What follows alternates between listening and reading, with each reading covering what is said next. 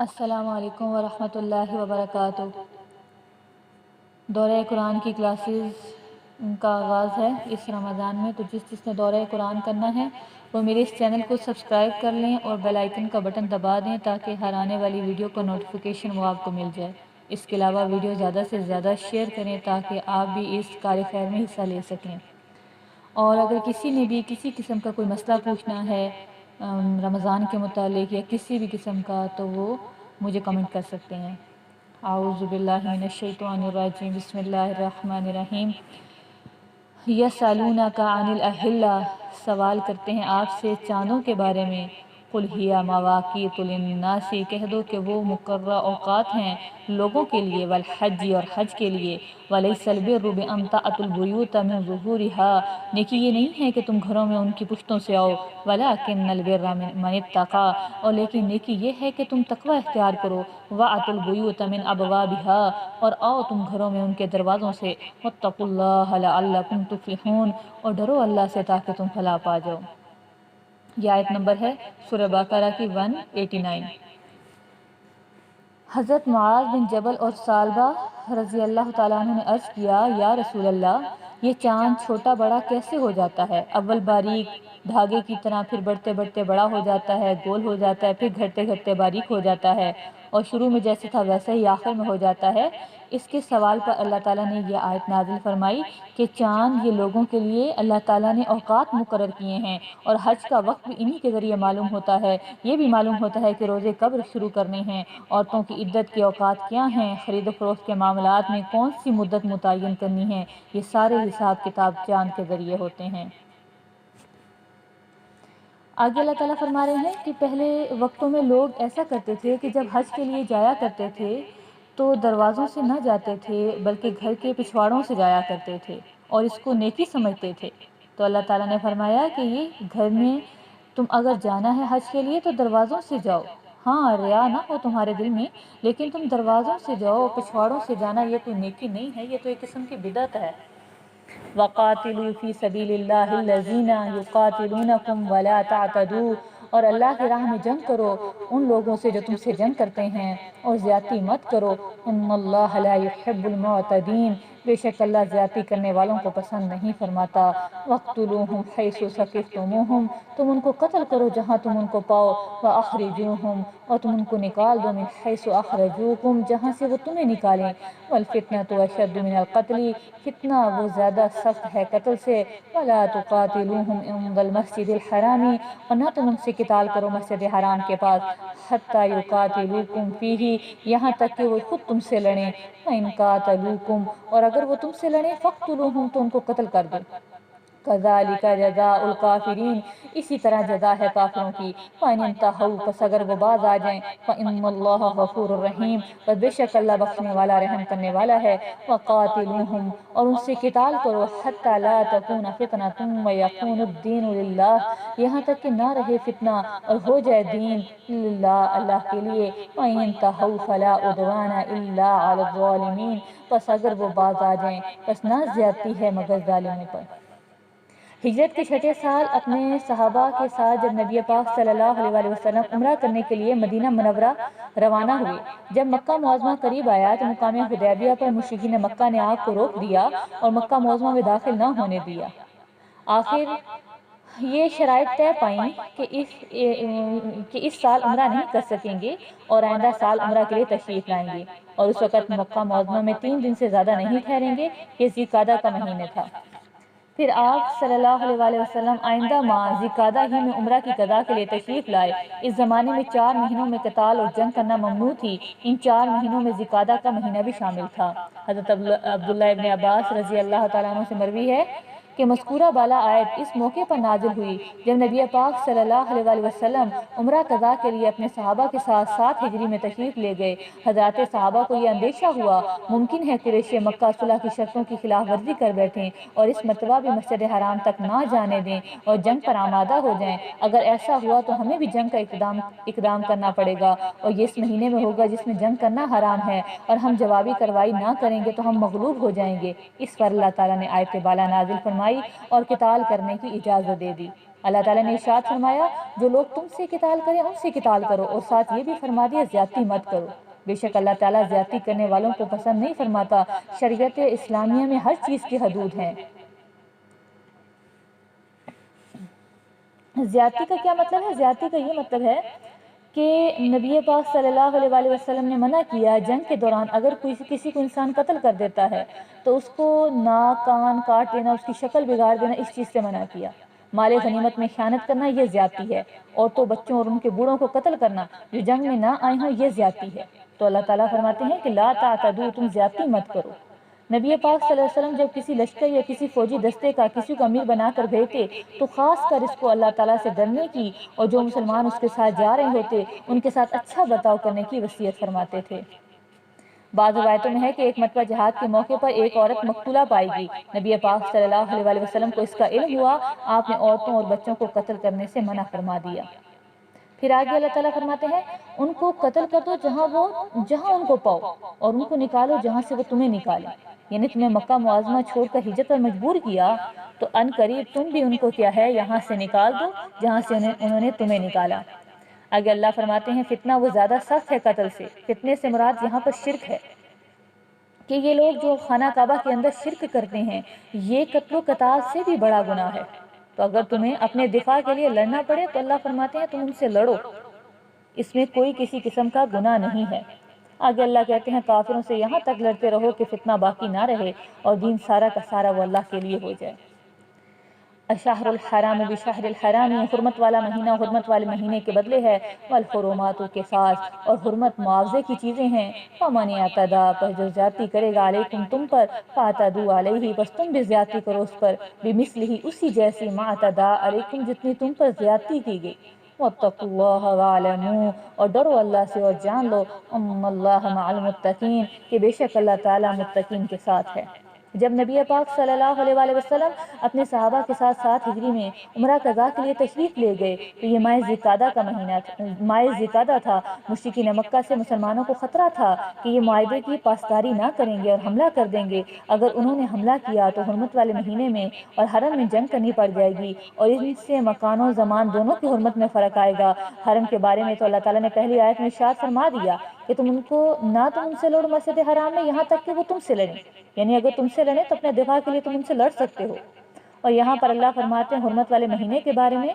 کہ حرمت والا مہینہ حرمت والے مہینے کے بدلے ہے، یعنی اگر وہ اس حرمت والے مہینے کا پاس رکھتے ہیں تو تم بھی رکھو، اگر وہ نہیں رکھتے تو تم ان پر جوابی کارروائی کر سکتے ہو، اس میں کوئی زیادتی نہیں ہے۔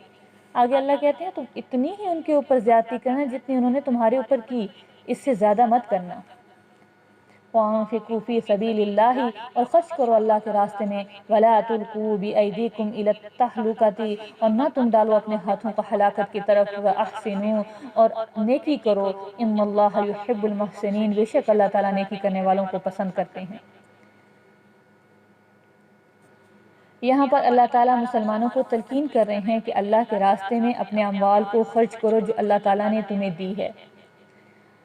آگے اللہ تعالیٰ فرماتے ہیں وَأَتِمُّوا الْحَجَّ وَالْعُمْرَةَ لِلَّهِ، پورا کرو حج اور عمرہ کو اللہ کے لیے۔ فَإِنْ أُحْصِرْتُمْ، پس اگر تم روک دیے جاؤ، فَمَسْتَيْسَرَ مِنَ الْهَدْيِ، پس جو تمہیں ہدی کا جانور میسر ہو، وَلَا تَحْلِقُوا رُؤُوسَكُمْ، اور نہ تم حلق کرواؤ اپنے سروں کا، حَتَّى يَبْلُغَ الْهَدْيُ مَحِلَّهُ، یہاں تک کہ ہدی کا جانور اپنی ذبح کی جانے والی جگہ تک نہ پہنچ جائے۔ فَمَنْ كَانَ مِنْكُمْ مَرِيضًا، پس جو تم میں سے مریض ہو، أَوْ بِهِ أَذًى مِنْ رَأْسِهِ، یا اس کے سر میں تکلیف ہو، فَفِدْيَةٌ مِنْ صِيَامٍ، تو وہ فدیہ دے دے روزوں کے ساتھ، او صدقۃ، یا صدقہ کے ساتھ، او نسک، یا قربانی کے ساتھ۔ جہاد کا حکم بیان فرمانے کے بعد یہاں پر اللہ تعالیٰ حج اور عمرہ کے احکام بیان فرما رہے ہیں۔ جو شخص مکہ معظمہ تک سواری پر آ جا سکتا ہو اور سفر کے اخراجات اس کے پاس ہوں اور بال بچوں کے لیے ضروری اخراجات بھی موجود ہوں، اس پر حج کرنا فرض ہے۔ اور حج زندگی میں ایک مرتبہ ہی فرض ہے، اس سے زیادہ جو کچھ شخص حج کرے گا وہ نفل ہوگا، فرض نہیں ہوگا۔ حج کے کام 8 ذی الحجہ سے شروع ہوتے ہیں اور 12-13 ذی الحجہ تک ختم ہو جاتے ہیں۔ البتہ طواف وداع اس وقت ہوگا جب مکہ معظمہ سے واپس آنے لگیں، اگرچہ اس سے پہلے بھی جائز ہے۔ چونکہ افعال حج کے لیے ایام مقرر ہیں، اس لیے حج میں یہ بات نہیں ہے کہ جب چاہیں کر لیں، اور عمرہ پورے سال میں جس وقت چاہے کر سکتا ہے، اس کے لیے کوئی تاریخ مقرر نہیں ہے۔ عمرہ زندگی میں ایک مرتبہ کر لینا سنت ہے۔ اگر کسی کو طاقت ہے تو وہ عمرہ کی فضیلت پانا چاہتا ہے تو وہ جتنی دفعہ بھی کر لے اس کو ثواب ملے گا۔ تو یہاں پر اللہ تعالیٰ فرماتے ہیں کہ اگر تم کسی مجبوری یا کسی عذر کی وجہ سے روک دیے گئے ہو تو اللہ فرماتے ہیں تم ہدی کا جانور جو ساتھ لے کر آئے ہو اس کو جس جگہ پر ذبح کرنی ہے اس جگہ تک پہنچا دو، اور جب ہدی ذبح ہو جائے تو تم اپنے سروں کا حلق کروا دو۔ اور آگے اللہ فرماتے ہیں جو تم میں سے مریض ہیں یا تکلیف ہیں اس کے سر میں، تو وہ روزوں کے ساتھ فدیہ دے دے یا صدقہ کے ساتھ دے دے یا قربانی کے ساتھ دے دے، اور کیا ہے حلق کروا لے اپنا۔ یا حلق نہیں کر سکتا تو اس صورت میں بھی وہ عذر ہے اس کا تو وہ کیا ہے فدیہ دے دے۔ فَإِذَا أَمِنْتُمْ پس جب تم امن کی حالت میں ہو، فَمَنْ تَمَتَّعَ بِالْعُمْرَةِ إِلَى الْحَجِّ پس جو فائدہ حاصل کرے عمرہ کے ساتھ حج کی طرف، فَمَسْتَيْسَرَ مِنَ الْحَدِيِّ پس جس کو میسر ہو ہدی کا جانور، فَمَنْ لَمْ يَجِدْ فَصِيَامُ ثَلَاثَةِ أَيَّامٍ فِي الْحَجِّ پس جو نہ پائے روزے رکھے 3 ایام حج میں، وَسَبْعَةٍ اور 7 إِذَا رَجَعْتُمْ جب تم لوٹو، تِلْكَ عَشَرَةٌ كَامِلَةٌ یہ 10 پورے ہیں، ذَلِكَ لِمَنْ لَمْ يَكُنْ أَهْلُهُ حَاضِرِ الْمَسْجِدِ الْحَرَامِ یہ اس شخص کے لیے ہے کہ جو مسجد حرام کا رہنے والا نہ ہو۔ وَاتَّقُوا اللَّهَ اور ڈرو اللہ سے، وَاعْلَمُوا أَنَّ اللَّهَ شَدِيدُ الْعِقَابِ اور جان لو بے شک اللہ تعالیٰ سخت سزا دینے والا ہے۔ یہاں پر حج تمتع اور حج قران کی بات ہو رہی ہے۔ حج تمتع اور حج قران وہ ہوتا ہے جو شخص حج اور عمرے کا دونوں کا احرام باندھتا ہے اور دونوں اکٹھے ادا کرتا ہے، لیکن حج تمتع میں تو یہ ہوتا ہے کہ وہ احرام باندھتا ہے اور پھر کھول دیتا ہے، پھر حج کے لیے دوبارہ احرام باندھتا ہے، جبکہ حج قران میں وہ ایک ہی احرام کے اندر رہتا ہے، کھولتا نہیں ہے اس کو۔ تو اس کا حکم یہ ہے کہ جو حج تمتع کرتا ہے اور جو حج قران کرتا ہے تو اس کے لیے قربانی کرنا واجب ہے۔ اس کو دم شکر کہتے ہیں کہ اللہ تعالیٰ نے اس کو دونوں چیزیں اکٹھی کرنے کی توفیق عطا کی ہے۔ لیکن اگر کسی کو قربانی کا جانور میسر نہیں ہے تو اللہ فرماتے ہیں اس کے لیے 10 روزے ہیں، 3 روزے تو وہ وہیں پر رکھے گا اور باقی 7 روزے وہ گھر لوٹ کے رکھے گا، لیکن اگر کوئی مسجد حرام کا ہی رہنے والا ہے تو وہ 10 کے 10 روزے وہیں پر رکھے گا۔ الحج اشہر معلومات حج کے مہینے مقرر ہیں، فمن فرض فیہن بس جو مقرر کرے ان میں سے حج کو، فلا رفث ولا فسوق ولا جدال فی الحج بس نہ وہ رفث کرے اور نہ گالی گلوچ کرے اور نہ جھگڑا کرے فی الحج حج میں، ولا تفعلوا من خیر یعلمہ اللہ اور نہیں تم کرو گے کوئی نیکی کا کام اللہ اس کو نہیں، وما تفعلوا اور جو تم کرو گے نیکی کا کام اللہ اس کو جانتا ہے، وتزودوا اور زاد راہ ساتھ لے لیا کرو، فإن خیر الزاد التقوی بے شک بہتر زاد راہ وہ تقوی ہے، واتقونی یا اولی الالباب اور ڈرتے رہو مجھ سے اے عقل والوں۔ یہاں پر اللہ فرماتے ہیں حج کا وقت چند مہینے ہیں جو معلوم ہے، اس کا مطلب یہ ہے کہ حج کے چند مہینے اللہ پاک کی طرف سے مقرر ہیں جو مشہور اور معروف ہیں۔ اس میں ماہ شوال، ماہ ذوالقعدہ اور شروع کے 10 دن ذی الحجہ کے ہیں۔ افعال حج تو ذی الحجہ کی 8ویں تاریخ سے شروع ہوتے ہیں، لیکن شوال اور ذوالقعدہ کو حج کے مہینے میں اس لیے شمار کیا جاتا ہے اگر کوئی شخص عمرہ کرے اس مہینے میں اور اس کے بعد اسی سال حج کر دے تو وہ عمرہ مل کر حج تمتع ہو جاتا ہے، جس کی وجہ سے قربانی واجب ہوتی ہے۔ تو یہاں پر اللہ تعالیٰ فرما رہے ہیں جس نے اپنے اوپر حج فرض کر لیا تو وہ اپنے آپ کو برائیوں سے بچائے، کیونکہ حج مبرور اسی وقت حاصل ہو سکتا ہے جب انسان حج کے افعال کرنے کے ساتھ ساتھ اپنے آپ کو برے کاموں سے بھی بچائے۔ آگے اللہ فرماتے ہیں جو بھی تم نیکی کا کام کرو گے اللہ اس کو جانتے ہیں۔ آگے اللہ فرما رہے ہیں کہ زیادہ راہ اپنے ساتھ لے لیا کرو۔ حضرت ابن عباس رضی اللہ تعالیٰ عنہ سے مروی ہے یمن کے لوگ حج کو آتے تھے لیکن سفر کے انتظام کر کے نہیں چلتے تھے اور کہتے تھے ہم تو توکل کرتے ہیں اللہ تعالیٰ پر، جب مکہ معظمہ پہنچ جاتے تو لوگوں سے سوال کرتے تھے، لہٰذا اللہ تعالیٰ نے یہ آیت نازل فرمائی کہ توشہ ساتھ لے لیا کرو، کیونکہ بہتر توشہ یہ ہے کہ تم لوگوں سے سوال نہ کرو، بچتے رہو۔ لیس علیکم جناح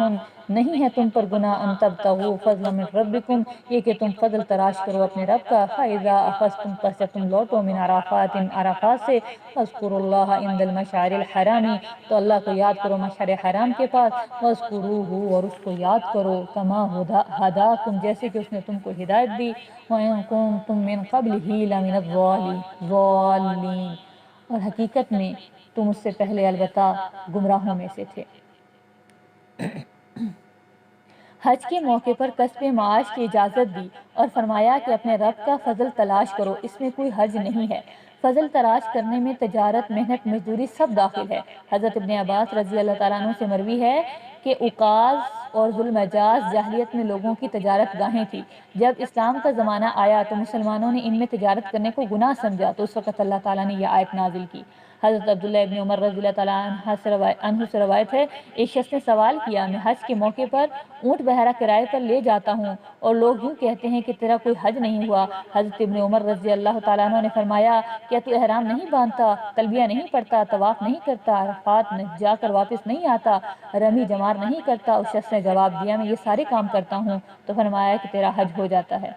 نبی پاک صلی اللہ علیہ وآلہ وسلم سے ایک شخص نے یہی سوال کیا جو سوال تو نے مجھ سے کیا تھا، تو آپ نے اس کو اسی طرح سے جواب دیا۔ جاہلیت میں یہ دستور تھا، ذوالقعدہ کی پہلی تاریخ کی صبح سے 20 دن تک مقام عکاظ میں میلہ لگاتے اور تجارت کرتے تھے، پھر 10 دن مقام مجنہ میں بازار لگاتے تھے، پھر یکم ذی الحجہ سے 8 ذی الحجہ تک مقام ذوالمجاز میں قیام کرتے اور کاروبار جاری رکھتے تھے۔ عکاظ کے بارے میں لکھا ہے، یہ نخلہ اور طائف کے درمیان واقع تھا، اور مجنہ کے بارے میں بتایا جاتا ہے یہ مر الزہران کے قریب تھا، اور ذوالمجاز کے بارے میں لکھا ہے کہ عرفات کے قریب ذرا ایک جانب کو ہٹ کر تھا۔ آیت بالا میں حج کے موقع پر کسب معاش کی جو اجازت دی گئی، اس میں انداز بیان ایسا اختیار فرمایا کہ اگر کوئی تجارت کرے تو اس کی اجازت ہے۔ ایسی کوئی ترغیب نہیں دی گئی کہ اس کو حج کا جز ہی بنا لیا جائے اور تجارت کو حج کے کاموں میں داخل کر لیا جائے۔ کوئی شخص اپنی نیت اصلیہ کے اعتبار سے حج کے لیے گیا ہے اور موقع پا کر اگر کوئی تجارت کر لیتا ہے تو اس کی گنجائش ہے، لیکن اگر کوئی گیا ہی اس نیت سے ہے کہ ہم جا کے وہاں پر خرید و فروخت تجارت کریں گے، تو اللہ تعالیٰ نیتوں کے مطابق اس کو اس کا ثواب دے گا، تو اللہ تعالیٰ پھر اس کو کیا ہے، حج کا ثواب نہ دے گا۔ اللہ فرماتے ہیں کہ جب تم عرفات سے واپس ہو تو اللہ تعالیٰ کو مشعر حرام کے پاس یاد کرو۔ عرفات سے واپس ہو کر مزدلفہ میں اللہ کا ذکر کرنے کا حکم فرمایا۔ عرفات مزدلفہ سے 3 میل مشرق کی طرف ہے، یہ ایک بہت بڑا میدان ہے، یہاں پر ٹھہرنا حج کا سب سے بڑا رکن ہے۔ حج کے احرام کے ساتھ کوئی شخص ذی الحجہ کی 9ویں تاریخ کو زوال کے بعد سے لے کر آنے والی رات کی صبح صادق تک عرفات میں پہنچ جائے تو اس کا حج ہو جاتا ہے۔ اس کے بعد فرائض حج میں صرف طواف زیارت باقی رہ جاتا ہے۔ عرفات میں ذکر اور دعا میں مشغول رہتے ہیں، ظہر اور عصر کی نماز میں اسی وقفے میں پڑھنی ہوتی ہے، سورج چھپ جانے کے بعد مزدلفہ کی طرف واپس آنا ہوتا ہے۔ تو اللہ نے فرمایا کہ مزدلفہ میں آؤ اور اللہ کا وہاں پر ذکر کرو۔ ثم افیضوا من حیث افاض الناس، پھر تم لوٹو وہاں سے جہاں سے دوسرے لوگ لوٹیں، واستغفروا اللہ، اور استغفار کرو اللہ سے، ان اللہ غفور الرحیم، بے شک اللہ تعالیٰ معاف کرنے والا ہے اور بخشنے رحم کرنے والا ہے۔ حضرت عائشہ رضی اللہ تعالیٰ عنہ نے بیان فرمایا کہ قریش اور وہ لوگ جو ان کے دین پر تھے، یہ لوگ زمانہ جاہلیت میں حج کرتے تھے تو عرفات میں نہیں جاتے تھے، یہ لوگ مزدلفہ میں ہی ٹھہر جاتے تھے اور وہیں سے واپس ہو جاتے تھے۔ جب اسلام آیا تو اللہ تعالیٰ نے اپنے نبی پاک صلی اللہ علیہ وآلہ وسلم کو حکم فرمایا، عرفات میں پہنچیں اور وہاں وقوف کریں، پھر وہاں سے واپس آئیں۔ قریش اور ان کے خلفاء اور جوان جو ان کے دین پر تھے مزدلفہ ہی میں ٹھہر جاتے تھے اور یوں کہتے تھے کہ ہم اللہ والے ہیں اور اس حرم کے رہنے والے ہیں، لہٰذا ہم حرم کو پیچھے نہ چھوڑیں گے اور حرم سے نہ نکلیں گے۔ وہ اپنے آپ کو اس سے برتر سمجھتے تھے، تمام لوگوں کے ساتھ عرفات میں ٹھہریں۔ تو اللہ تعالیٰ نے پھر آپ صلی اللہ علیہ وآلہ وسلم کو وہی حکم دیا جو دوسرے لوگوں کو دیا تھا کہ جہاں سے دوسرے لوگ یعنی عرفات جائیں تو تم بھی عرفات جاؤ، عرفات سے واپس آؤ۔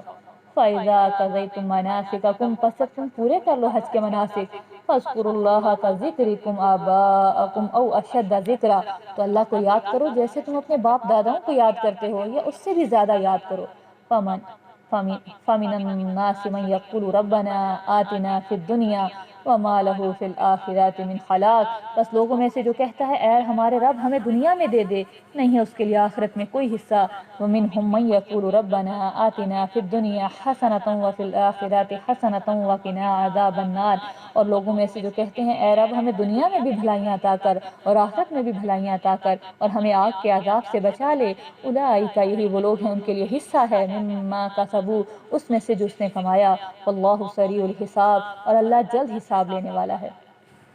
یہاں پر اللہ تعالیٰ فرما رہے ہیں 10 ذی الحجہ کو مزدلفہ سے واپس آ کر جمرہ کبریٰ کو کنکریاں ماری جاتی ہیں، پھر حلق یا قصر کر کے احرام سے نکل جاتے ہیں۔ اس کے بعد طواف زیارت اور 3 دن کی رمی یعنی کنکریاں مارنا باقی رہ جاتا ہے۔ زمانہ اسلام سے پہلے عرب کے لوگ حج سے فارغ ہو کر اپنے باپ داداؤں کا تذکرہ کیا کرتے تھے اور مقابلے میں اشعار پڑھتے تھے اور اپنے قبیلوں کی بڑائی بیان کرتے تھے۔ اللہ تعالیٰ نے فرمایا کہ حج کے کاموں سے فارغ ہو کر اللہ کو یاد کرو جیسے تم اپنے باپ داداؤں کو یاد کرتے ہو، بلکہ اس سے بھی زیادہ اللہ کو یاد کرو۔ آگے اللہ تعالیٰ فرما رہے ہیں لوگوں میں سے وہ جو کہتے ہیں کہ اللہ ہمیں دنیا میں عطا کر، اللہ کہتے ہیں ان کے لیے آخرت میں کوئی حصہ نہیں ہے، اور لوگوں میں سے وہ جو کہتے ہیں کہ اللہ ہمیں دنیا اور آخرت کی بھلائیاں عطا کر، تو اللہ تعالیٰ نے اس کے لیے انہیں اللہ تعالیٰ دنیا میں بھی عطا فرماتے ہیں اور آخرت میں بھی عطا فرماتے ہیں۔ حضرت انس رضی اللہ تعالیٰ عنہ سے روایت ہے کہ نبی پاک صلی اللہ علیہ وآلہ وسلم نے ایک صحابی کی عیادت کی جن کی آواز بہت ہی زیادہ کمزور ہو گئی تھی اور وہ چوزے کی طرح دبلے ہو گئے تھے۔ آپ نے فرمایا کہ کیا تم اللہ تعالیٰ سے کوئی دعا کرتے ہو؟ انہوں نے عرض کیا جی ہاں، میں یہ دعا کرتا ہوں یا اللہ مجھے جو سزا آخرت میں دینی ہے وہ تو دنیا میں دے دے۔ یہ سن کر آپ صلی اللہ علیہ وآلہ وسلم نے فرمایا سبحان اللہ، تمہیں اس کی طاقت نہیں ہے، تم نے دعا میں یوں کیوں نہ کہا ربنا آتنا فی الدنیا حسنۃ وفی الآخرۃ حسنۃ وقنا عذاب النار وَاذْكُرُوا اللَّهَ فِي أَيَّامٍ مَّعْدُودَاتٍ، یاد کرو اللہ کو گنتی کے چند دن۔ فَمَن تَعَجَّلَ فِي يَوْمَيْنِ فَلَا إِثْمَ عَلَيْهِ، بس جو 2 دنوں سے جلدی کرے اس پر کوئی گناہ نہیں۔ وَمَن تَأَخَّرَ فَلَا إِثْمَ عَلَيْهِ، اور جو 2 دنوں سے تاخیر کرے اس پر بھی کوئی گناہ نہیں۔ لِمَنِ اتَّقَىٰ، جو تقوی اختیار کرے۔ وَاتَّقُوا اللَّهَ، ڈرو اللہ سے۔ وَاعْلَمُوا أَنَّكُمْ إِلَيْهِ تُحْشَرُونَ، اور جان لو بے شک تم اسی کی طرف جمع کیے جاؤ گے۔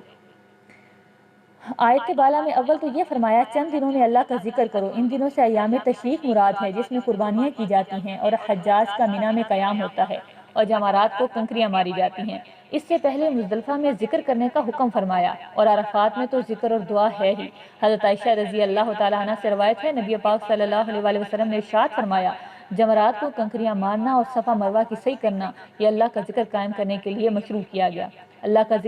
ذکر بہت بڑی چیز ہے، مومن بندے کو ہر وقت اس میں لگا رہنا چاہیے۔ بعض خاص ایام اور خاص اوقات میں ذکر کی اہمیت اور مزید بڑھ جاتی ہے۔ آگے اللہ تعالیٰ فرماتے ہیں جو تم میں سے 2 دنوں پر جلدی کرے گا اس پر کوئی گناہ نہیں ہے، اور جو تاخیر کرے گا اس پر بھی اللہ تعالیٰ فرماتے ہیں کہ کوئی گناہ نہیں ہے۔ لیکن افضل یہ ہے کہ مینا میں ٹھہرا رہے۔ کب؟ 13ویں تاریخ کی رمی نہ کرے تو اس کی اجازت ہے۔ 11-12 تاریخ کی رمی کرنے کے بعد اگر کوئی شخص مینا سے چلا جائے اور 13ویں تاریخ کی رمی نہ کرے تو اس کی اجازت ہے، لیکن افضل یہ ہے کہ مینا میں ٹھہرا رہے اور 13ویں تاریخ کی رمی کر کے مینا سے روانہ ہو۔ نبی پاک صلی اللہ علیہ وآلہ وسلم نے حجۃ الوداع کے موقع پر 13ویں تاریخ کی رمی بھی کی تھی، جیسے کہ 11-12 تاریخ کو زوال کے بعد رمی کی تھی۔ 13ویں تاریخ کی رمی کا وقت صرف غروب آفتاب تک ہے۔ فقہاء نے لکھا ہے کہ 12ویں تاریخ کی اگر مینا میں ہوتے ہوئے سورج غروب ہو جائے تو 13ویں کی رمی کر جانا مکروہ ہے، اور اگر مینا میں ہوتے ہوئے 13ویں کی صبح ہو جائے تو 13ویں کی رمی کرنا بھی واجب ہو جاتا ہے۔ اگر کوئی شخص 11-12 کی رمی کر کے چلا جانے کی اجازت ہوتے ہوئے مینا میں ٹھہرا رہے اور 13ویں کی رمی کر کے جائے، اس کے بارے میں فرمایا وَمَن تَأَخَّرَ فَلَا إِثْمَ عَلَيْهِ لِمَنِ اتَّقَىٰ، جو شخص تاخیر کرے گا اس پر کوئی گناہ نہیں ہے۔ وَمِنَ النَّاسِ مَن يُعْجِبُكَ قَوْلُهُ فِي الْحَيَاةِ الدُّنْيَا، اور لوگوں میں سے وہ جس کی گفتگو آپ کو اچھی لگتی ہے دنیا کی زندگی میں۔ وَيُشْهِدُ اللَّهَ عَلَى مَا فِي قَلْبِهِ وَهُوَ أَلَدُّ الْخِصَامِ، اور وہ گواہی دیتا ہے اس بات پر جو اس کے دل میں ہے، اور وہ گواہ بناتا ہے اللہ کو اس پر جو اس کے دل میں ہے، اور وہ سخت جھگڑالو ہے۔ وَإِذَا تَوَلَّى سَعَىٰ فِي الْأَرْضِ لِيُفْسِدَ فِيهَا وَيُهْلِكَ الْحَرْثَ وَالنَّسْلَ، اور جب وہ پیٹھ پھیرتا ہے تو کوشش کرتا ہے زمین میں تاکہ فساد کرے اس میں اور ہلاک کر دے اس کی کھیتی کو اور نسل کو۔ اللہ لا يحب الفساد، اللہ فسادی بندے کو پسند نہیں کرتا۔ فَإِذَا قِيلَ لَهُ اتَّقِ اللَّهَ، اور جب کہا جاتا ہے اس کے لیے کہ اللہ سے ڈرو، أَخَذَتْهُ الْعِزَّةُ بِالْإِثْمِ، تو پکڑ لیتی ہے اس کو عزت بالاسم گناہ کے ساتھ۔ فَحَسْبُهُ جَهَنَّمُ، اس کو جہنم کافی ہے۔ وَلَبِئْسَ الْمِہَادُ، اور وہ برا بچھونا ہے۔ یہ آیت اخنس بن شریک کے بارے میں نازل ہوئی۔ یہ شخص میٹھی باتیں کرنے والا تھا، دیکھنے میں بھی اچھا لگتا تھا۔ نبی پاک صلی اللہ علیہ وآلہ وسلم کی خدمت میں آتا اور پاس بیٹھ کر اپنا مسلمان ہونا ظاہر کرتا اور کہتا کہ میں آپ سے محبت کرتا ہوں، اور اس پر قسمیں کھاتا تھا، اور اندر سے یہ منافق تھا۔ تو نبی پاک صلی اللہ علیہ وآلہ وسلم اسے قریب بٹھاتے تھے۔ اس پر یہ آیت اللہ تعالیٰ نے نازل کی۔ یہ اخنس بن شریک کے بارے میں نازل ہوئی ہے۔ وہ آپ کی خدمت میں آیا اور اپنا مسلمان ہونا اس نے ظاہر کیا۔ آپ کو اس کی باتیں پسند آئیں، پھر وہ آپ کے پاس سے چلا گیا اور مسلمانوں کی کھیتیوں پر سے گزرا جہاں گدھے بھی چر رہے تھے۔ اس نے کھیتیوں کو آگ لگا دی اور گدھوں کے پاؤں کاٹ کر چلا گیا۔ اس پر یہ آیت اللہ تعالیٰ نے نازل کی کہ ہلاک کرتا ہے کھیتی کو اور نسل کو۔ اللہ فرماتے ہیں کہ یہ سخت جھگڑالو ہے، یعنی سخت جھگڑا کرنے والا ہے۔ منافق جو ہے، منافق کی ایک صفت یہ بھی ہے کہ وہ سخت جھگڑالو ہوگا، جھگڑا کرنے والا ہوگا، کیونکہ منافق ایسا شخص ہے جو کیا ہے، فساد ہی فساد کرتا ہے، اس سے کوئی خیر کی توقع نہیں رکھی جا سکتی۔ وَمِنَ النَّاسِ مَن يَشْرِي نَفْسَهُ ابْتِغَاءَ مَرْضَاتِ اللَّهِ وَاللَّهُ رَءُوفٌ بِالْعِبَادِ، اور لوگوں میں سے وہ جو خریدتے ہیں اپنے نفس کو تاکہ تلاش کریں اللہ کی رضا، اور اللہ تعالیٰ بڑا مہربان ہے اپنے بندوں پر۔ حضرت سعید ابن المسیب سے منقول ہے کہ جب حضرت صہیب رومی رضی اللہ تعالیٰ عنہ مدینہ منورہ ہجرت کرنے کی نیت سے نکلے تو قریش کے چند افراد ان کے پیچھے لگ گئے تاکہ ان کو واپس کریں۔ حضرت صہیب رومی رضی اللہ تعالیٰ عنہ اپنی سواری سے اترے اور اپنے ترکش سے تیر نکالے اور ان سے کہا، اے قریش کے لوگوں، تمہیں معلوم ہے میں تم سے بڑھ کر تیر انداز ہوں، اور خدا کی قسم کھا کر کہتا ہوں تم مجھ تک نہ پہنچ سکو گے جب تک کہ میں اپنے سارے تیر تمہاری طرف نہ پھینک دوں جو میرے ترکش میں بھرے ہوئے ہیں۔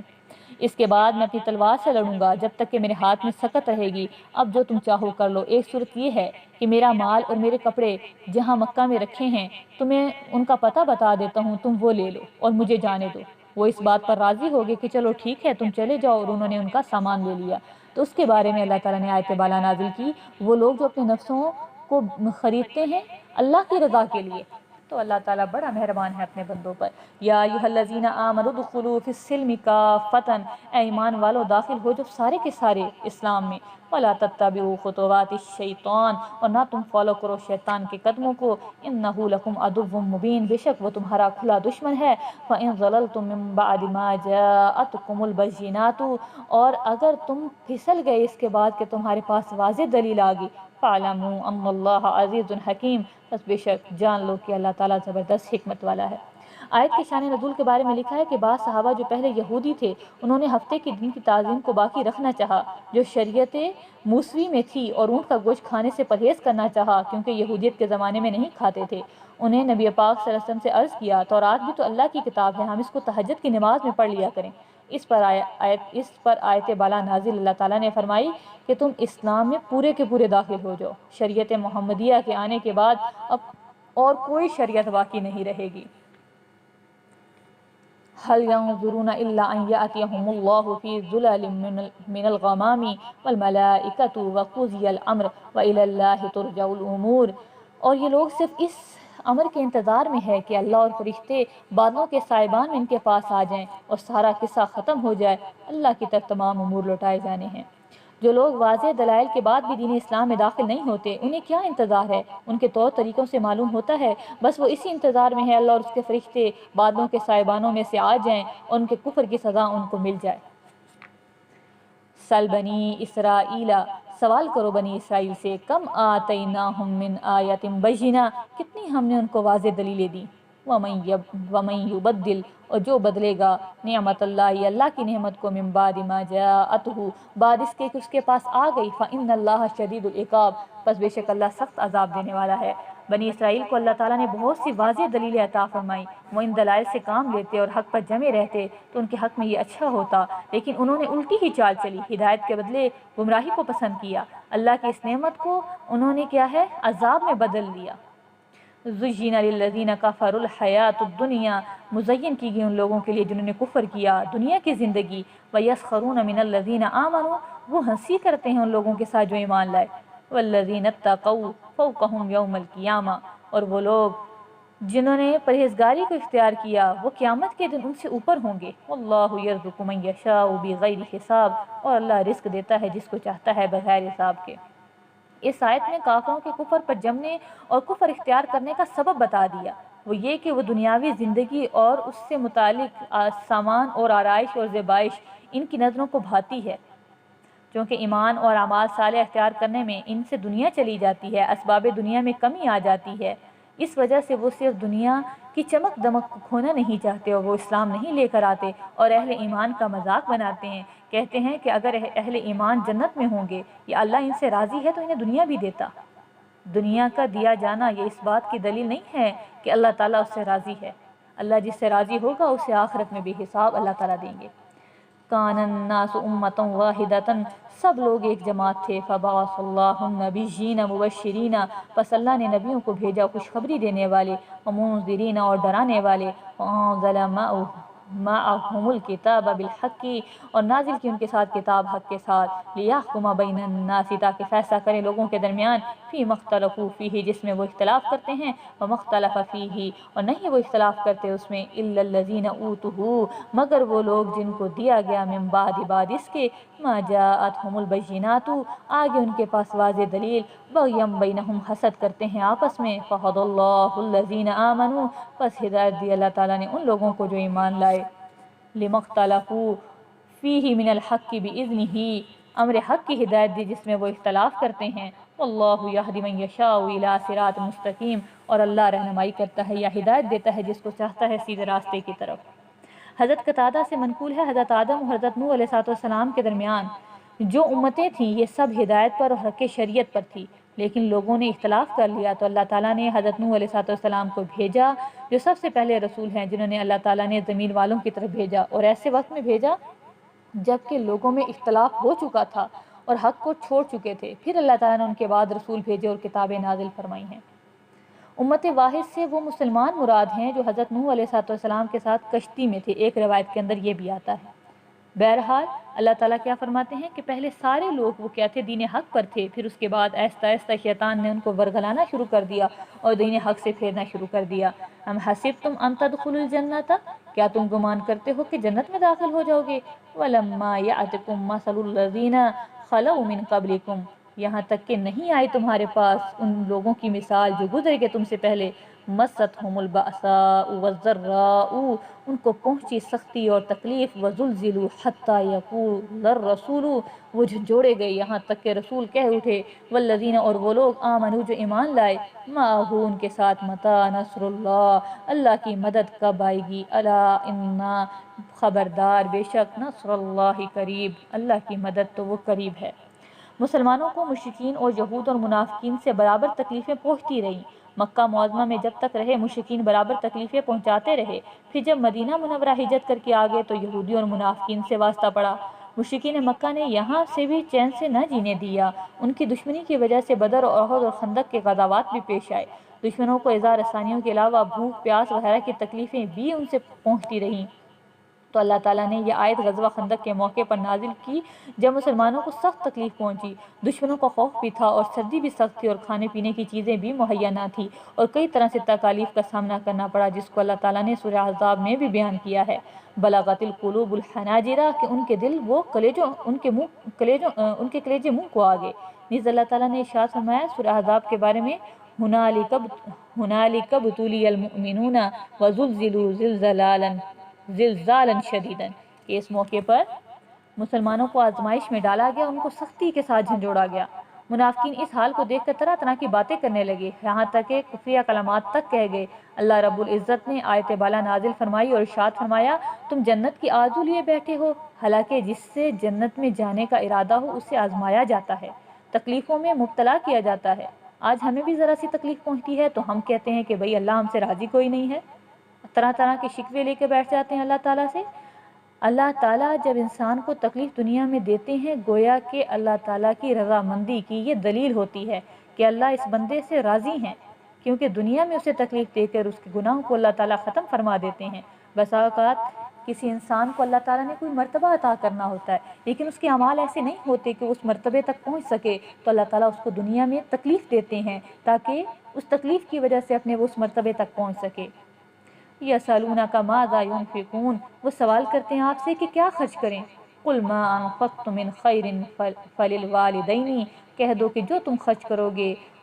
پس والدین کے لیے، والاقربین، قریبی رشتہ داروں کے لیے، والیتامی والمساکین وابن السبیل، یتیموں، مسکینوں اور مسافروں کے لیے، وما تفعلوا من خیر فإن اللہ بہ علیم، اور جو تم کرو گے نیکی کا کام پس بے شک اللہ اس کو جانتا ہے۔ حضرت ابن عباس رضی اللہ تعالیٰ عنہ سے منقول ہے، یہ آیت عمر بن جموع انصاری کے بارے میں نازل ہوئی، وہ بوڑھے آدمی تھے اور بہت مال والے تھے، انہوں نے عرض کیا، یا رسول اللہ ہم کیا صدقہ کریں اور کس پر خرچ کریں، اس پر یہ اللہ تعالیٰ نے آیت نازل فرمائی۔ سبب نزول کے بارے میں بہرحال جو بھی روایت ہو، اس سے معلوم یہ ہوتا ہے کہ اللہ کی راہ میں خرچ کرنے میں سب سے پہلے والدین اور قریبی رشتہ دار، یتیموں، مسکینوں اور مسافروں کا خیال رکھا جائے۔ کتب علیکم القتال وہو کرہ لکم، فرض کیا گیا تم پر قتال اور وہ تمہیں ناگوار ہے، وَعَسَىٰ أَن تَكْرَهُوا شَيْئًا وَهُوَ خَيْرٌ لَكُمْ، قریب ہے کہ تم کسی چیز کو ناپسند کرو اور وہ بہتر ہو تمہارے لیے۔ وَعَسَىٰ أَن تُحِبُّوا شَيْئًا وَهُوَ شَرٌّ لَكُمْ، قریب ہے کہ تم پسند کرو کسی چیز کو اور وہ بری ہو تمہارے لیے۔ واللہ یعلم، اور اللہ جانتا ہے، وانتم لا تعلمون، اور تم نہیں جانتے۔ مکہ مکرمہ کے زمانے میں مسلمان بہت ہی ضعیف تھے، تھوڑے سے تھے، کافروں کا تسلط تھا، ان سے لڑنے اور جنگ کرنے کا کوئی موقع نہ تھا اور نہ جنگ کرنے کی اجازت تھی۔ بالآخر نبی پاک صلی اللہ علیہ وآلہ وسلم اور آپ کے صحابہ مکہ معظمہ سے ہجرت کر کے مدینہ منورہ قیام پذیر ہو گئے۔ یہاں قیام کرنے کے بعد ان لوگوں سے جنگ کرنے کی اجازت دی گئی جو لڑنے کے لیے آمادہ ہو جائیں۔ اس کے بعد پھر وقت آیا، عام مشرکین سے قتال کرنے کا حکم ہو گیا، اگرچہ وہ ابتدا نہ کریں۔ آیت بالا کے عموم سے بظاہر یہی لگتا ہے کفار سے جنگ کرنا ہر مسلمان پر نماز روزے کی طرح فرض عین ہے، لیکن سورہ برات کی آخری آیت، اس میں اللہ تعالیٰ فرماتے ہیں وَمَا كَانَ الْمُؤْمِنُونَ لِيَنْفِرُوا كَافَّةً فَلَوْلَا نَفَرَ مِنْ كُلِّ فِرْقَةٍ مِّنْهُمْ طَائِفَةٌ لِيَتَفَقَّهُوا فِي الدِّينِ۔ اور بہت سی احادیث سے بھی پتہ چلتا ہے کہ قتال کرنا ہر مسلمان پر ہر وقت فرض عین نہیں ہے۔ اس لیے فقہ نے اس بارے میں تفصیل لکھی ہے، اور اس کی تفصیل یہ ہے، اگر کافر کسی علاقے میں کسی مسلمانوں کے اوپر ظلم کر رہے ہیں تو دوسرے علاقے والوں کے لیے ان کی مدد کے لیے جانا یہ فرض کفایہ ہے کہ ایک جماعت اگر جہاد کے لیے نکلتی رہے گی تو سب کی طرف سے فرض ادا ہوتا رہے گا، لیکن اگر کوئی بھی نہیں جائے گا تو سب کی طرف سے گویا کہ فرض ادا نہیں ہوگا اور سب اس میں برابر کے گناہ میں شریک ہوں گے۔ فرض عین جہاد تب ہوتا ہے کہ اگر کافروں نے ہمارے علاقے میں حملہ کر دیا ہے تو اس وقت سب کے لیے جہاد کرنا فرض عین ہو جاتا ہے۔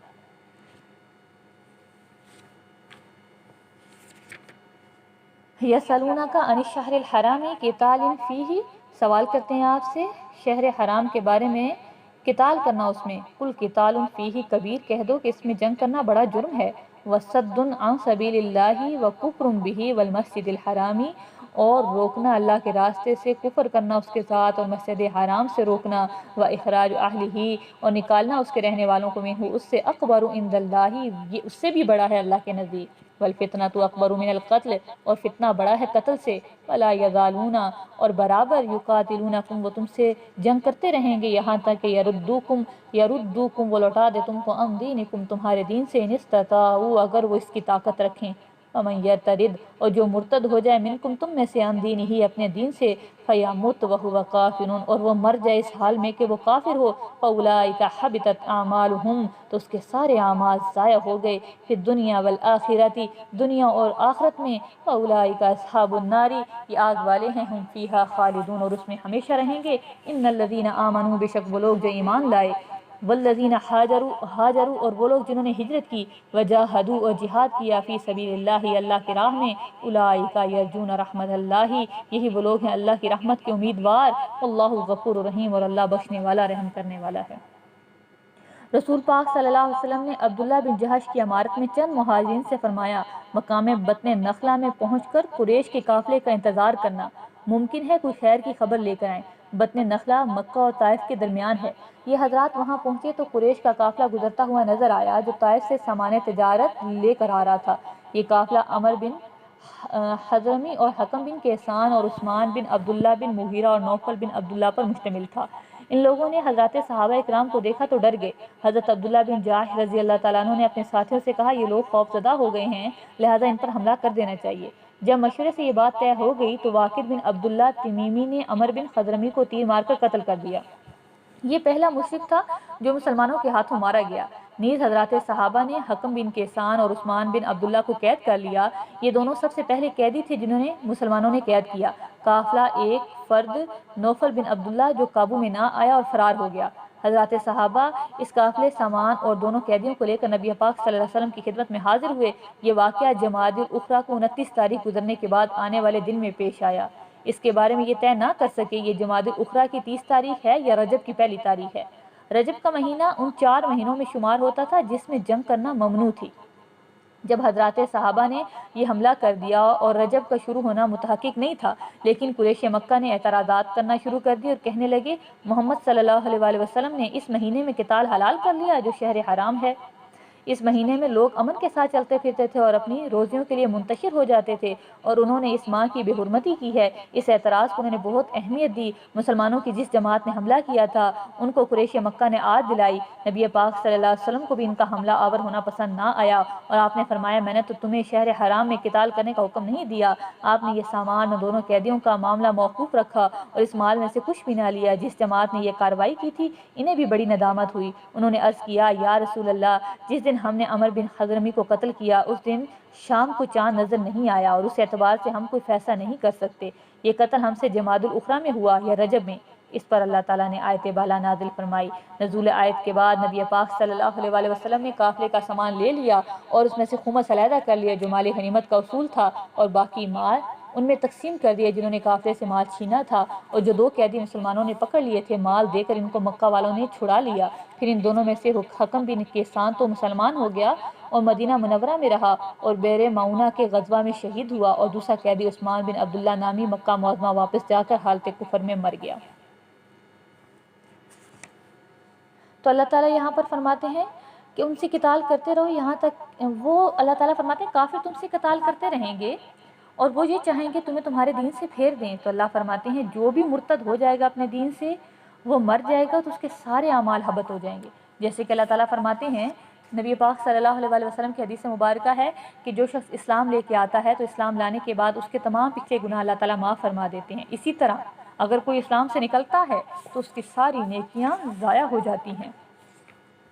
یسألونک عن الخمر والمیسر، وہ سوال کرتے ہیں آپ سے شراب اور جوئے کے بارے میں۔ قل کہہ دو فیہما اسم کبیر، کہ اس میں بڑے گناہ ہیں، ومنافع منافع بھی ہیں للناس لوگوں کے لیے، واسمہما اور ان کا گناہ اکبر وہ بڑا ہے، من نفعہما ان کے نفع سے، ویسألونک ماذا ینفقون، وہ سوال کرتے ہیں آپ سے کہ کیا خرچ کریں۔ قل العفو، کہہ دو کہ جو زائد ہے وہ خرچ کرو۔ کذالک یبین اللہ لکم الآیات لعلکم تتفکرون، اسی طرح اللہ بیان کرتا ہے تمہارے لیے آیتیں تاکہ تم غور و فکر کرو، فی الدنیا والآخرہ، دنیا اور آخرت میں۔ ویسألونک عن الیتامی، سوال کرتے ہیں آپ سے یتیموں کے بارے میں، کہہ دو کہ اصلاح لہم خیر، اصلاح کرو ان کے لیے بہتر ہے، وَإِن تُخَالِطُوهُمْ، اور اگر تم ملا لیتے ہو ان کو، فَإِخْوَانُكُمْ، وہ تمہارے بھائی ہیں، وَاللَّهُ يَعْلَمُ الْمُفْسِدَ، اور اللہ جانتا ہے فساد کرنے والوں کو، مِنَ الْمُصْلِحِ، اور اصلاح کرنے والوں کو، وَلَوْ شَاءَ اللَّهُ لَأَعْنَتَكُمْ، اور اگر چاہتا اللہ تعالیٰ تو تم کو مشقت میں ڈال دیتا، بے شک اللہ تعالیٰ عزیز حکیم، حکمت والا ہے، غالب ہے۔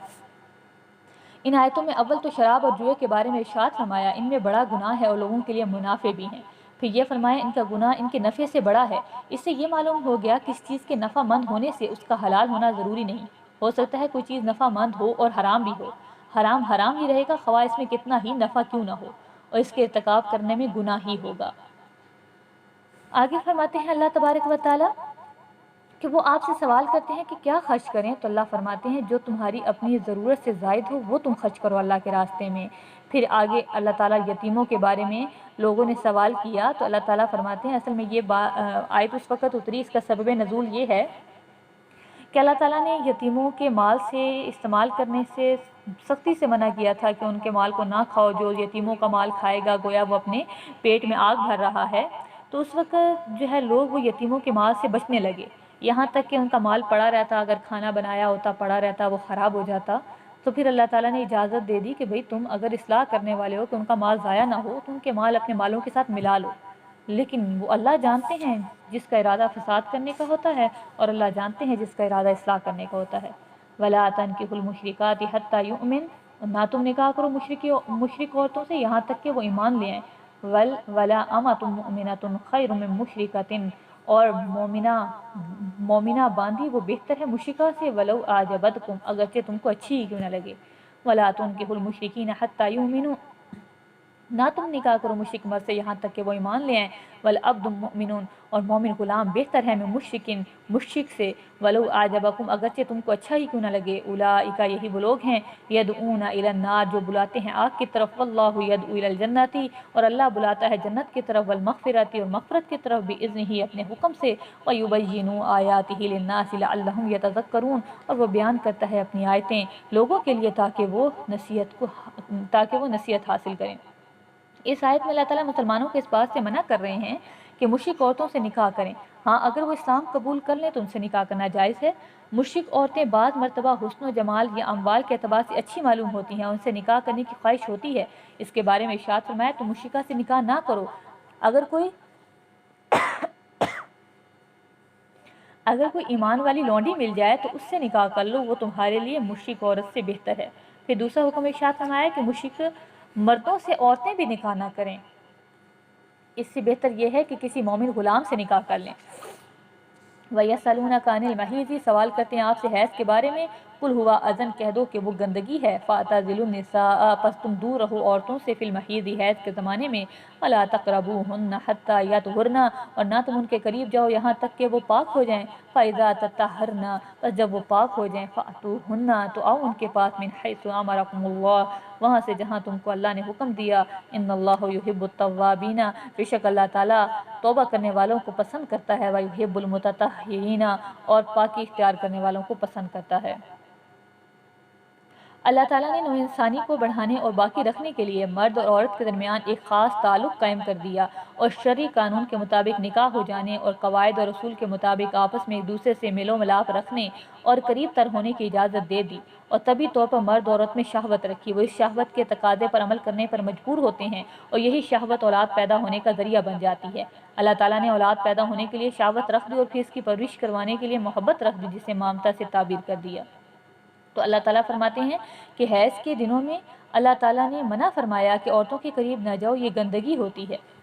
یہ نجاست ہے، یہ گندگی ہے، عورتوں کے قریب نہ جاؤ، یعنی صرف جمع کرنے سے منع کر دیا کہ عورتوں سے ان ایام میں جمع نہیں کر سکتے۔ حضرت عائشہ رضی اللہ تعالیٰ عنہ سے مروی ہے، زمانہ حیض میں پانی پی کر میں نبی پاک صلی اللہ علیہ وآلہ وسلم کو برتن دے دیتی تھی، آپ میرے منہ کی جگہ منہ لگا کر پانی پی لیتے تھے، اور میں اپنے دانتوں سے ہڈی کا گوشت چھڑا کر کھا لیتی تھی، پھر آپ کو دے دیتی تو آپ میرے منہ کی جگہ منہ لگا کر تناول فرمایا کرتے تھے۔ اس سے پتہ چلا، حضرت انس بن مالک رضی اللہ تعالیٰ عنہ سے روایت ہے، یہودیوں کا یہ طریقہ تھا، جب عورت کو حیض آ جاتا تو اس کے ساتھ نہ تو کھاتے پیتے تھے، نہ گھروں میں ان کے ساتھ رہتے سہتے تھے۔ حضرات صحابہ نے نبی پاک صلی اللہ علیہ وآلہ وسلم سے دریافت کیا کہ ہم کیا کریں، تو اس پر اللہ تعالیٰ نے آیت بالا نازل فرمائی،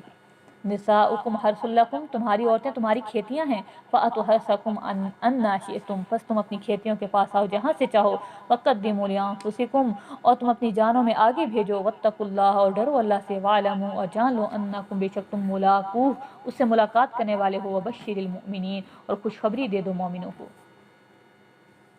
حضرت جابر رضی اللہ تعالیٰ عنہ نے فرمایا کہ یہودی یوں کہتے ہیں کہ جو کوئی مرد عورت کے سامنے کی شرمگاہ میں پیچھے کی جانب سے جمع کرے گا تو بچہ بھینگا پیدا ہوگا۔ ان کی خیال کی اس تردید میں اللہ تعالیٰ نے یہ آیت نازل فرمائی، وَلَا تَجْعَلُوا اللَّهَ عُرْضَةً لِأَيْمَانِكُمْ أَن تَبَرُّوا وَتَتَّقُوا وَتُصْلِحُوا بَيْنَ النَّاسِ وَاللَّهُ سَمِيعٌ عَلِيمٌ، اور تم اپنی قسموں کے ذریعے نیکی کرنے اور تقوی اختیار کرنے اور لوگوں کے درمیان صلح کرنے کے لیے اللہ کو آڑ نہ بناؤ، اور اللہ سننے اور جاننے والا ہے۔ یہ آیت شریفہ حضرت عبداللہ بن رواح رضی اللہ تعالیٰ عنہ کے بارے میں نازل ہوئی۔ ان کے بہنوئی اور بہن کے درمیان کچھ ناراضگی ہو گئی تو انہوں نے قسم کھائی کہ ان کے پاس کبھی نہیں جائیں گے، اور نہ ہی ان سے بات کریں گے، نہ میاں بیوی کے درمیان صلح کرائیں گے۔ وہ کہتے تھے، میں نے تو قسم کھا رکھی ہے، اب میں اس میں خلاف ورزی کیسے کروں؟ تو اس وقت اللہ تعالیٰ نے آیت بالا نازل فرمائی۔ حضرت ابن عباس رضی اللہ تعالیٰ عنہ نے فرمایا، بعض مرتبہ کوئی شخص قسم کھا لیتا، فلاں نیکی اور تقوی کا کام نہیں کروں گا، تو اس آیت میں اللہ تعالیٰ نے اس چیز سے منع فرما دیا۔ اگر کسی نے ایسی قسم اٹھا لی ہے تو اس قسم کو توڑ دے، اور توڑنے کے بعد کفارہ دے دے۔ لا یؤاخذکم اللہ باللغو فی ایمانکم، اللہ مواخذہ نہیں لے گا تم سے تمہاری لغو قسموں کے بارے میں، ولکن یؤاخذکم بما کسبت، اور لیکن مواخذہ لے گا تم سے جو کمایا قلوبکم تمہارے دلوں نے، واللہ غفور حلیم، اور اللہ بخشنے والا اور بردبار ہے۔ جو قسمیں اٹھائی جاتی ہیں اس کی تین صورتیں، ایک قسم ہوتی ہے یمین لغو، یعنی انسان بات بات پر جھوٹی قسم اٹھا لیتا ہے، بات بات پر، یعنی اس کی عادت بنی ہوئی ہے قسم کھانے کی، تکیہ کلام جس کو کہتے ہیں۔ تو اللہ تعالیٰ فرماتے ہیں کہ اس عادت کو ختم کرو، لیکن اس قسم کا کوئی مواخذہ نہیں ہوگا۔ اور ایک قسم ہوتی ہے یمین غموس، یعنی ماضی میں کسی کام پر جھوٹی قسم اٹھا لینا، یعنی کہ وہ کام کیا ہے لیکن قسم اٹھا لی کہ میں نے یہ کام نہیں کیا، اس کو یمین غموس کہتے ہیں، اس کا بہت بڑا گناہ ہے اللہ تعالیٰ کے ہاں۔ اور ایک ہوتی ہے یمین منعقدہ، یعنی یمین منعقدہ وہ ہوتی ہے کہ مستقبل میں کسی کام کے نہ کرنے کی قسم اٹھا لینا۔ تو یمین منعقدہ اگر کسی نے اس کی خلاف ورزی کی تو اس کو توڑ دینے کی وجہ سے اس پر کفارہ لازم آتا ہے۔ کفارہ کیا ہے؟ اگر کسی کو غلام باندھی ہیں کسی کے پاس تو اس کو آزاد کرے، جیسے کہ آج کے دور میں نہیں ہے غلام باندھی، تو اس وقت قسم کا کفارہ یہ ہے کہ 10 مسکینوں کو صبح و شام کا کھانا کھلا دیں، اگر کھانا نہیں کھلا سکتے تو اتنے پیسے دے دیں، لیکن ہر ایک مسکین کو علیحدہ علیحدہ دینے ہیں۔ اور اگر کسی کے اندر اس چیز کی بھی استطاعت نہیں ہے تو 3 روزے رکھنے ہیں لگاتار۔ للذین یؤلون من نسائہم تربص 4 اشہر فإن فاؤوا فإن اللہ غفور رحیم۔ جو لوگ اپنی بیویوں کے پاس جانے کے بارے میں قسم کھا لیتے ہیں اور ان کے لیے 4 مہینوں کا انتظار ہے، پس اگر رجوع کر لیں تو اللہ بخشنے والا مہربان ہے۔ وَإِنْ عَزَمُوا الطَّلَاقَ، اور اگر وہ عزم کر لیں طلاق کا، فإن اللہ سمیع علیم، پس بے شک اللہ سننے اور جاننے والا ہے۔ جو کوئی شخص یہ قسم کھا لے میں اپنی بیوی سے جماع نہیں کروں گا، اس لیے شریعت میں کچھ احکام ہے۔ اگر قسم یوں کھائی کہ میں اپنی بیوی سے جماع نہیں کروں گا لیکن کوئی مدت مقرر نہیں کی، یا یوں کہا 4 ماہ تک اس سے جماع نہیں کروں گا، یا 4 ماہ سے زیادہ کا ذکر کر دیا، یا 4 مہینے سے کم مدت مقرر کر دی، تو ان سب صورتوں میں پہلی 3 صورتوں کو الا کہتے ہیں۔ ان 3 صورتوں میں اگر 4 مہینے گزر گئے اور اس نے قسم نہیں توڑی، یعنی اس مدت میں بیوی سے جماع نہیں کیا، تو اسے ایک طلاق بائنہ واقع ہو جاتی ہے۔ طلاق بائنہ ہونے کی وجہ سے اسے دوبارہ نکاح کرنا پڑتا ہے۔ اور باقی اگر ایسی صورت ہے کہ 4 ماہ کے اندر اندر اس نے اپنی بیوی سے جماع کر لیا ہے تو قسم ٹوٹ جائے گی، کفارہ دینا پڑے گا۔ لیکن اگر کسی نے 4 ماہ سے کم کی قسم اٹھائی ہے تو اس وقت قسم کو، اگر اس نے 1 ماہ کی اٹھائی، 2 ماہ کی اٹھائی، تو اپنی قسم کو پورا کر دے، تو اس میں نہ کفارہ ہوگا اور نہ ہی بیوی کو طلاق ہوگی۔ لیکن اگر کسی نے قسم کے دوران جمع کر لیا تو کفارہ دینا پڑے گا۔ لیکن اگر کسی نے قسم اٹھائی ہے 1 ماہ کی کہ میں 1 ماہ تک اپنی بیوی کے پاس نہیں جاؤں گا، اور 1 ماہ کی مدت گزر گئی ہے اور اس کے بعد وہ اپنی بیوی کے پاس گیا، تو اس میں کوئی حرج نہیں ہے۔ والمطلقات یتربصن، اور متعلقہ عورتیں روکے رکھیں بھی انفسہن اپنے آپ کو، 3 قروء 3 حیض تک، ولا یحل لہن، اور نہیں ہے حلال ان کے لیے، ان یکتمن ما خلق اللہ فی ارحامہن، یہ کہ وہ چھپائیں اس کو جو اللہ نے پیدا کیا ان کے ارحام میں، ان کن یؤمن باللہ والیوم الآخر، اگر وہ ایمان رکھتی ہیں آخرت پر، اللہ پر اور یوم آخرت پر، وَبُعُولَتُهُنَّ، اور ان کے شوہر احق کو زیادہ حقدار ہیں، بِرَدِّهِنَّ، یہ کہ ان کی طرف وہ لوٹائی جائیں، فی ذالک، اس میں، ان ارادوا اصلاحا، اگر وہ ارادہ کرے اصلاح کا، وَلَهُنَّ مِثْلُ الَّذِي عَلَيْهِنَّ بِالْمَعْرُوفِ، اور عورتوں کے لیے جیسا حق ہے جو ان کے اوپر ہے اچھے طریقے سے، وَلِلرِّجَالِ عَلَيْهِنَّ دَرَجَةٌ، اور مردوں کے لیے ان پر درجے ہیں، وَاللَّهُ عَزِيزٌ حَكِيمٌ، اور اللہ تعالیٰ زبردست حکمت والا ہے۔ مرد عورت آپس میں ایک دوسرے کے محتاج ہیں، اس حاجت کے انتظام کے لیے اللہ تعالیٰ نے نکاح کا قانون مشروع کیا، اور نکاح اس لیے ہے کہ دونوں اطمینان اور سکون سے اچھی زندگی گزار سکیں۔ لیکن اگر کسی کا نباہ نہیں ہوتا تو اللہ تعالیٰ نے چھٹکارے کی بھی ایک صورت یعنی طلاق کا راستہ رکھا ہے۔ طلاق ایسا کام ہے جو اللہ تعالیٰ کو حلال ہونے کے باوجود نہایت ناپسند ہے۔ تو اللہ تعالیٰ فرماتے ہیں اگر کسی کو طلاق دے دی تو عورت کی عدت کے بارے میں بتا رہے ہیں کہ اگر وہ حاملہ نہیں ہے تو اس کی عدت 3 حیض ہے، اگر وہ حاملہ ہے تو اس کی عدت وضع حمل ہے۔ تو اللہ تعالیٰ فرماتے ہیں اگر عورت اپنے عدت کے بڑھ جانے کے خوف کی وجہ سے اپنے حمل کو چھپا لیتی ہے تو اس کا گناہ اس کے اپنے اوپر ہوگا۔ آگے اللہ فرماتے ہیں کہ اگر کسی عورت کو طلاق ہوگی اور طلاق بائن ہو جاتی ہے، یا بالفرض